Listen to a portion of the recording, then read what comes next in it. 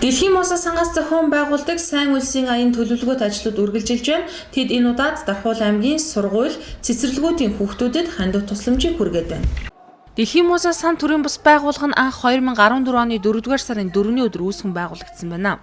Тус сан Даян дэлхийн өнцөг булан бүрт ажиллаж амьдарч байгаа хүмүүс, албан байгууллага, хүн бүрийн сайн сайхан амьдралыг цогцлоох, бусдад сайн сайхныг түгээх, эерэг гэрэл гэгээтэй зүйлсийг орчиндөө бэлгэлэхийн төлөө хамтдаа нэгдэж, сайн үйлс бүтээж, зөв амьдрах зорилгоор байгуулагдсан гэлээ.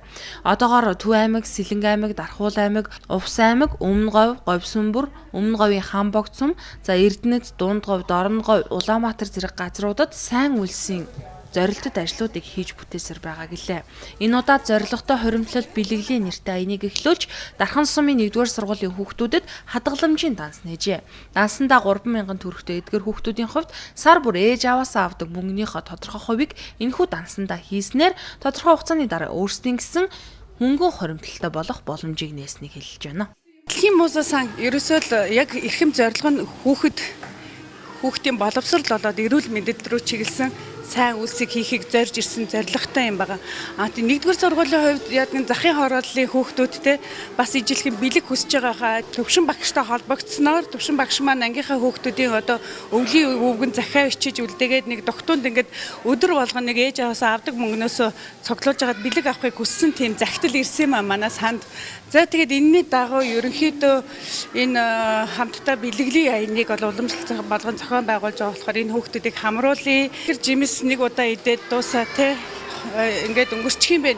Ерөөсөө энийг зорилготой хуримтлал бэлгэлийн аян болгоод 2015 оныг тэгж зарлаж явуулъягээд өргөжүүлээд одоо нийт 420 хүүхдийг хамруулахаар төсөвлөгдөөд Дархуул аймгийн хэмжээнд Орхон сум, Хонгор сумын 127 хүүхэд хамрагдчихж байгаа. 2014-15 оны хичээлийн жил энэ Гэгэ Муза фаундейшн энэ сангаас манай энэ сургууль 1-р сургуулийн 100 хүүхдэд бэлэг өгсөн байгаа. Тэгээд энэ удаад болохоор манай ангийн 1-р сургуулийн 7-ийн ангийн 21 хүүхдэд ингээд бэлэг өгч байгаад бид нар маш их баяртай. За Дэлхийн Муза сангийнхан нодлын ирээд энэ 1-р сургуулийн 70 хүүхдэд 3,000 төгрөгтэй хадгаламжийн дэвтэр нээж өгсөн байгаа. Тэгээд одоо жишээлбэл манай ангийн 7-ийн ангийн Отхон Туяа маань одоо анх 3,000 төгрөгтэй хадгаламжийн дэвтэрдээ мөнгө нэмээд одоо 53,000 төгрөгтэй болцсон. Одоо ер нь дахиад нэмнэ гэсэн бодолтой байгаа юм билээ тий. 1-р сургуулийн 7-р ангийн эдгээр хүүхдүүд зорилготой хоримтлол бэлгэлийн аяны хүрээнд мөнгөө хадгалж сурсан гэж байна. Тэдний хувьд 5 сая төгрөгийг ч хадгалж чадсан байна. Би хадгаламжиндаа мөнгө яагаад хийсэн бэ гэхлээр ингээд цаашдаа ингээд хадгаламжиндаа ингээд мөнгө хийгээд тэгээд ээжээс авсан мөнгөдөө буцаага эргүүлж өгнө ээжтэй. Тэгээд одоо ингээд ээжтэй ингээд баярлаа гэж хэлмээр байна. Чи хадгаламжиндаа одоо хичнээн төгрөг хийсэн байна. 53,000 төгрөг байгаа.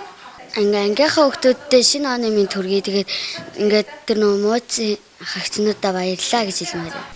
Одоо миний хагц 5 сая болж байгаа. Чи хитэн төгрөгнөөс ихэж өдөрт мөнгө олсон мөнгөө би ирчтэй тэрэг төлж байгаа. Өдөр ториг олтой. Гэтэ чи хичээлээ тасалдгүй. Одоо 5 сая болсон. Чи цааш чи хэд болсон? Цаашаа олон их болоо. Түрүү жил Дэлхийн мосоо сангаас 1-р сургуулийн 100 хүүхдэд шинэ жилийн бэлэг гардуулж байсан бол энэ удаад илүү үр дүнтэй бодиттой аяныг эхлүүлсэн нь зорилготой хоримтлол бэлгэлийн аян гэж байна. Дэлхийн мосоо сангийн дараагийн сайн үлсийн ажил нь Дархан хотод шинээр байгуулагдсан 8-р цэцэрлэгийн хөгжмийн ангид даралтад хөгжим бэлгэлсэн юм а. 8-р цэцэрлэгийн тухайд шинэхэн цэцэрлэг учраас материалын баазын хүрэлцээ хангалт муухан байсан нь энэ цэцэрлэгийг сонгох шалтгаан болсныг хэлж байна.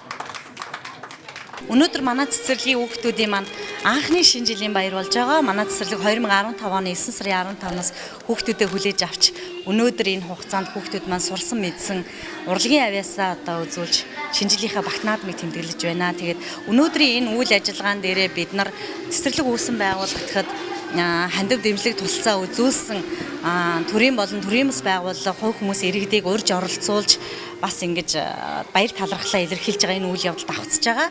Тэгээд Дэлхийн муза сан бас манай цэцэрлэгийн хүүхдүүдэд Yamaha S910 гэсэн маркийн 2,100,000 төгрөгийн өртөгтэй хөгжмийг бэлгэлсэн учраас бид нар болор цэцэг хичээгээ хүүхдийнхаа шинэ жилийн баярт урьсан. Тэгээд талархаж байна. Баярлалаа. Манай цэцэрлэгийн хөгжмийн танхимын хувьд бол ер нь шин тутам учраас бид нар бас хөгжмийн багшаа хөгжмийн сургалтыг тасралтгүй явуулах хөгжмөр бас хангаж чадаагүй байсан. Тэгээд болроо гişтэй санал тавиад бид нар хөгжмөнтэй болсноороо өнөөдөр хөгжмийн сургалт бол тасралтгүйгээр явж чадж байгаа. Улсын төсвөөр бүтээн байгуулалт хийгдсэн шин цэцэрлэгийн эрхлэгч инх тоглогын хүсэл тавьснаар би энд ирж энэ ажилдаа танилцсан үзсэн юм аа. За ерөнхийдөө тогтчлт бүтээн байгуулалт бол маш сайн боловч яг өнөөдөр хөгжмийн танхим одоо хүүхдийг боловсруулах хөгжмөнтэй одоо мэдрэмжтэй байх тэр боломж бүрдүүлэх тийм нөхцөл нь бол бүрдээгүй байсан. Хамгийн түрүүнд хүүхдүүд шинэ жилээрээ гоё баясгалтай дуу өөртөө орох ёстой юм байна. Өшөө цаашлаад ингээд хөгжмөр боловсрол олох ёстой юм чинь эднэрт зайлшгүй хэрэгтэй юмд хөгжим юм байна гэж одоо тий ерөөсө хөгжмийг энэ төрөнд ерөөсө өгье гэж санаачлаад тэгээд энэ 12 сарда бас л бусдад сайхан зүйл бэлгэлийн эрэг инээрэг тарай гэдэг өөднөөсөө энэ хөгжмийг бол бэлгэлсэн. 8 дугаар цэцэрлэгт 200 хүүхдүүд суралцдаг. За хөгжмийн ангид нь ширхэгч хөгжим байгаагүй нь асуудал болж байсныг хэллээ. Ийхүү Дэлхийн Музей сангийн дэмжлэгтэйгээр эдгээр хүүхдүүд шинэ жилийнхээ баяраар дуулж бүжиглэх боломж бүрдсэн байна. Тус сангийн зорилготой хуримтлал аян цаашид олон газруудад хэрэгжих юм байна.